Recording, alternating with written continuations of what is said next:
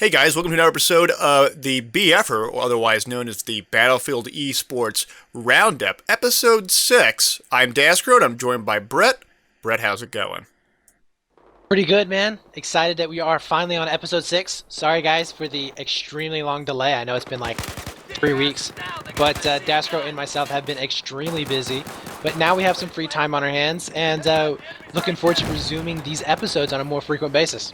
Yes, it's been an exciting 3 weeks for a number of reasons, and we're actually going to talk about the first reason. About 3 weeks ago, we had the big Electronic Entertainment Expo, also known as E3. We saw the first time in seeing Battlefield 4 multiplayer, and yours truly was actually at E3 and got to play some of that multiplayer. The footage that you're seeing right now is my footage that I was allowed to take during the multiplayer, and so this is sort of what it looks like. And while we have all seen a lot of this footage, be it from the multiplayer trailer or from other people's videos, I want to talk about a little bit about how BF4 may impact competitive play for Battlefield more generally. And so Brett and I, we're going to talk about these issues, and at least some of the common ones that are routinely mentioned within the Battlefield 3 esports community. So Brett, what's the first one we got? The first thing, and I think this is going to be true of just about any competitive player, they're going to be asking is, what about the suppression? They want to know, how is suppression going to be different than what it is now to BF4? Because we all know that the suppression effect, not only does it blur your vision, but it randomizes your shots so much that you could be point blank to a guy with a shotgun and miss every single time just because you're suppressed. And he may have an M60 because he's got 200 rounds. He'll be able to kill you and you won't be able to kill him, even though you may be the better player or you may have had the jump on him, but because of that suppression, he ended up getting screwed over by it. Yes, and in Battlefield 4, suppression is a bit different. And take in mind, guys, this is just from my experiences in this pre-alpha build. It very well could change substantially, as we saw suppression change quite a bit as subsequent patches did come forward for Battlefield 3. Suppression essentially works as follows. It's much more visual based now and audio based now. It doesn't create as much bullet deviation as you see in Battlefield 3, but suppression is now different based on what gun you're using. And so if you're using a recon gun, a sniper rifle if you will, you can cause suppression with one shot if you miss at long distances. The same is the case with the support class with the light machine guns. Light machine guns can very easily suppress enemy players at medium and long range distances. However, the assault class guns and the engineer class guns and carbines and PDWs, they really don't suppress that much. And in this respect, we now have sort of a different type of suppression system than what we saw in Battlefield 3. But take in mind, guys, it very well could change in the coming beta, perhaps, that may be up in the next few months. We'll see, but let's just stay tuned in the meantime, and we'll tell you what we find out as things occur. Moving on to the next one, let's talk about revive trains.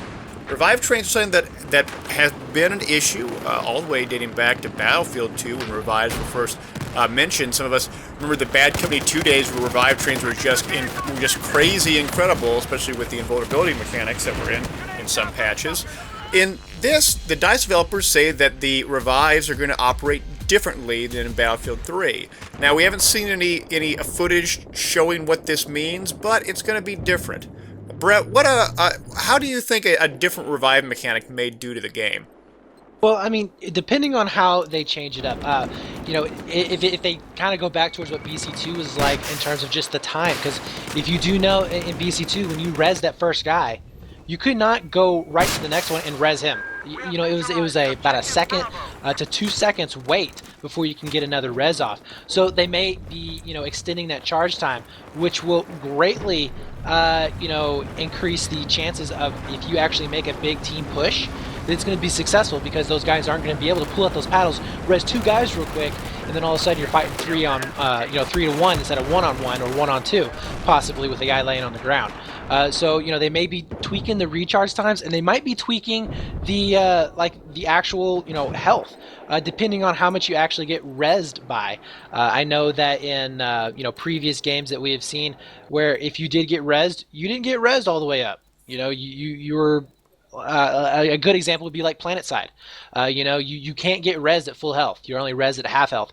That right there would be huge for stopping res trains, just because of the fact that the guy's not going to have that much health to live. I mean, you're going to be able to pump fewer bullets into the guy and have him go down. And I think the last thing, and this one I would, out of everything that I just mentioned, this is the one thing I want to see actually go, and that is the revive and vulnerability. I think that right there is the thing that killed. It's what's hurting the game the most.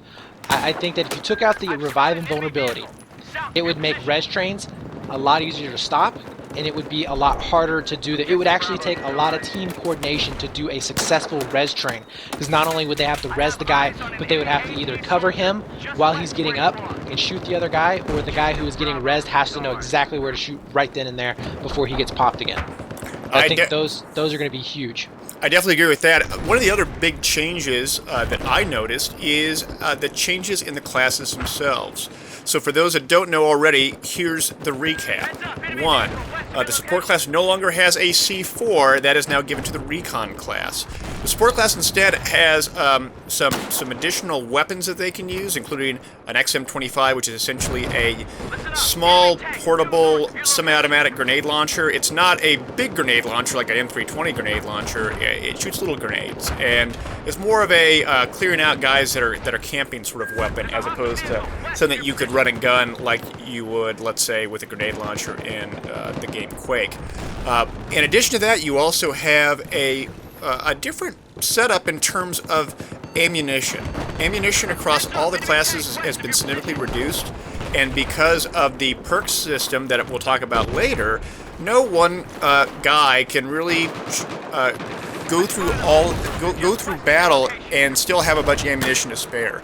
It requires now a support guy to be in your squad, or else you run out of ammunition really quickly. And one of the things that's in that was in this closed alpha was that when you grab someone else's kit, the primary ammunition was all gone. This is secondary ammunition. Now, there are reports that are saying this is just a glitch. We'll see in the end if they leave it in or not. But it makes the support class a lot more important. And then finally, engineer class about the same, assault class about the same, engineer or recon class also now has recon balls going back to the BC2 days, and they're super effective. You can throw them long distances, and they operate just like in BC2. You go on your mini-map, and they show all the guys that are in a given area, and it's pretty cool. Yeah, and one thing I would like to mention back on the support class, because people are, I know a lot of the guys who actually came up in BF3 who were not previous, to BF2 2142 or even 1942, they're not going to like the fact that the ammo is going to be so short. But remember, guys, the support class will have access to the carbines now. So they're not just going to be stuck with the LMGs. They're actually going to be able to use the carbines, because they will be an all-kit weapon. Am I right? That is correct. That is right. So, it's going to open up a lot of you're going to see a lot more classes being used in BF4, even in the smaller 5s and 6s. Because of this change, because they're going to be able to use weapons that are going to be more suited towards those close quarters type fights that you're going to see a lot of infantry battles coming in. You're going to see the recon being used, especially if he has access to those carbines, because those motion sensors, I mean, they're going to be huge. That is going to be a game changer. If any of you guys played BC2, you know this for a fact. The reason why recon was used so much was because he was able to be mobile, and he could get all the intel that he needed out of an area before he actually went into it. So that's going to be very, very awesome to see. And then also, some more stuff. What about audio cues? What audio cues? Well, we were going to be talking about the perk system, right? We are, but let's talk about audio cues real quick. Audio cues, for those that do know in Battlefield 3, if you throw a grenade at someone, they will then yell, "Oh no, a grenade, I gotta get out of here." And so you can use that audio cue to know if someone's there or not. That at least from what I was able to experience, doesn't exist within the closed alpha I experienced at E3. And so some people have been mentioning that for a while. That needs to be removed. It seems like it's removed, so that's pretty neat. Let's talk about the perk system real quick. Now, in Battlefield 3, you get a squad perk, and then you and your squad mates all share various perks together, and you get it off the bat. The perk system BF4 is substantially different, and it's going to change the way that you play the game, and change the way everyone else plays the game for that matter. In this respect, you choose either an offensive or a defensive class of perks. And as you progress through the game, by doing squad-related activities, you will gradually rank up the perks until you will then be able to unlock one perk. As an example, unlock speed perk or unlock ammo perk. And as you continue to give your squad orders, as you continue to give them health or ammo or take commander orders, you will be able to progress that ranking system until you can unlock all 4 perks and have all of them there. But here's the thing, guys. If you get wiped, if your squad gets wiped, you lose all the perks. You lose them all. And so there's a tremendous incentive to play a little bit more conservatively, to stay alive, to get revives, and to also assist your teammates. Because aggressive squads that end up getting wiped, they lose all their perks, and now they're at a disadvantage. And so it requires a little bit more tactical teamwork, if you will, in order to actually get the objective. And further, you can't just get a bunch of kills to unlock this stuff and to rank it up. And so if you get 10 kills, you're not going to get that much closer to the next perk. But if you give 5 revives or squad revives, or give ammunition, or defend an objective, then you do rank it up faster. It's much more based on those kind of attributes and not just killing dudes. Yeah, absolutely. And the one thing though I was curious about, and I've heard a couple of people talk about, are the perks, can you customize them, or are they standard for everybody? Like, do you have to unlock sprint first and then move on to the next one, or can you actually customize those to where cover is first, then sprint, then grenades, or something like that? So I was told that they are customizable. I wasn't able to experience it myself, but I was told that you can run your own perks independent on what your other teammates run for perk setup. The order and other things around those lines still don't know, but they said it's customizable. We'll see about that. Anyway, though, that's sort of the end for BF4 stuff. Are there any other things, you viewer, that would love to ask about BF4? Hopefully, we can answer some of these questions just from our observations, as well as talking to the DICE developers during this course of time. Feel free to shoot us questions. We'll try to answer them. Moving on, though, let's talk about another exciting piece of news that happened the last 3 weeks, and that's the LevelBF 5v5 Invitational. That's right. This was what was soaking up all of our time, guys, or at least my time. I know daskro had the E3 event, but my time was solely spent on this event, and I gotta say, for it being our first event, and quite a big event it was. We had 32 teams, 16 from North America, 16 from Europe. These were the best active teams that we could get a hold of. Had a cash and prize pool of $3,500 plus. So, I mean, that's nothing to scoff at for BF3, especially in this life cycle, or this period of time in its life cycle. So it was a very exciting tournament. It was a one-day event. We did end up streaming it all on the next day, and be looking forward to those restreams. We'll have links in the description below. Also, you can go to my channel and daskro's channel. We will be posting up commentaries, post commentaries, and also free camming, mixing in with the first person point of views throughout the weeks. So definitely come check out our channels. We'll be updating you guys with those matches throughout the entire time. And I think the event went really well. What did you like about it, daskro? Well, I have to say that I like that we didn't get DDoS attacked, and that's pretty cool. I also like the fact that we were able to actually keep a pretty good schedule of it. We didn't have, at least on the North American side, many scheduling issues. Most of the teams showed up. We had very little grievances between the teams. We had very little delays. All in all, I think it all went excellent, especially for our first major event like this, one that lasted almost 7 hours. I think we all did a great job, and I think Brett and Dark Times especially did an amazing job at coordinating it and organizing it and managing all the various volunteers, because we had a big set of volunteers, and I want to thank all the volunteers too, because they made it possible as well. Brett, what do you think went right, and what do you think went wrong? Well, I gotta say, sponsors were amazing. First of all, I'm gonna touch on that real quick. We were sponsored by End of Reality servers. They provided us with 4 servers. Nobody dropped from a single server. all day. They worked perfectly throughout Saturday and Sunday for the finals and grand finals, the whole event. It was amazing.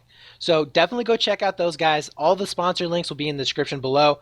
Go check them out. Great servers. I would recommend them to anybody. We were sponsored by Astros, provided us 5 sets of A40s. I mean, awesome headsets. Awesome headsets.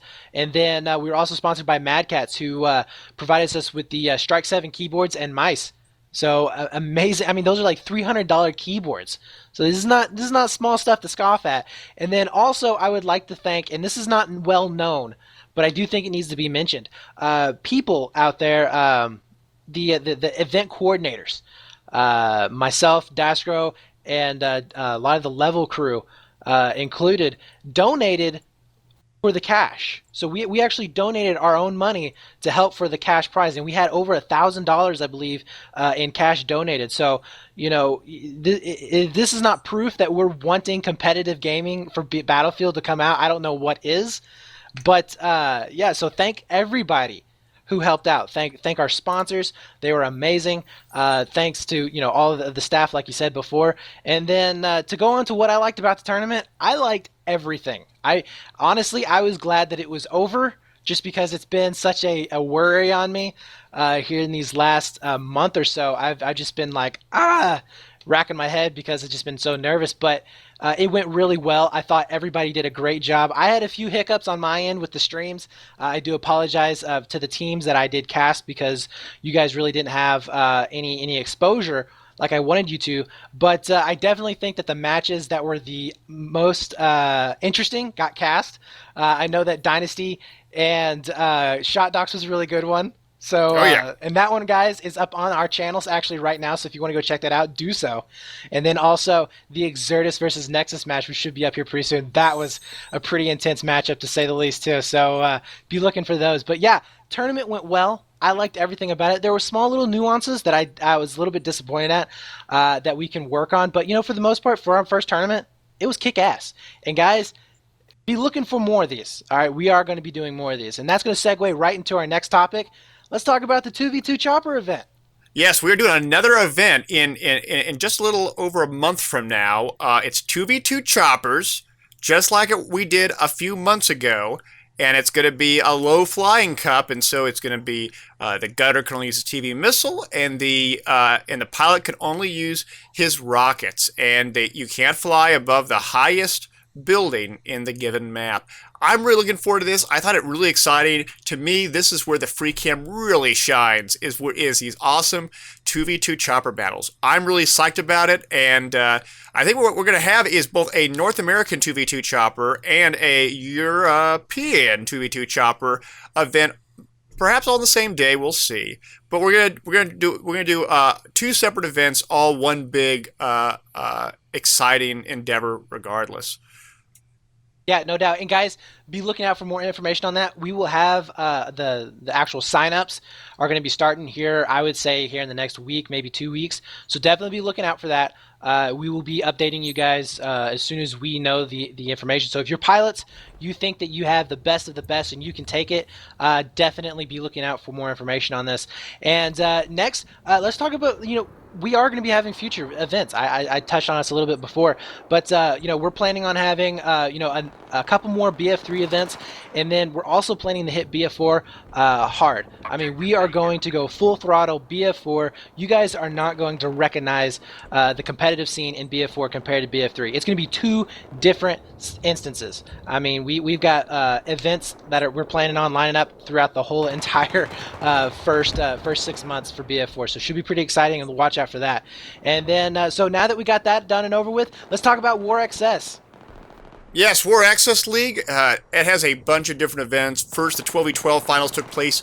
Illusion was able to beat Shot Docs, so Illusion is the winner of the 12v12 league for War Access League. But 8v8 is still going strong. It's in the semis right now. Well, actually, no. The finals are about to happen. We have Shot Docs versus Extreme Gaming going for the championship. That's for second place.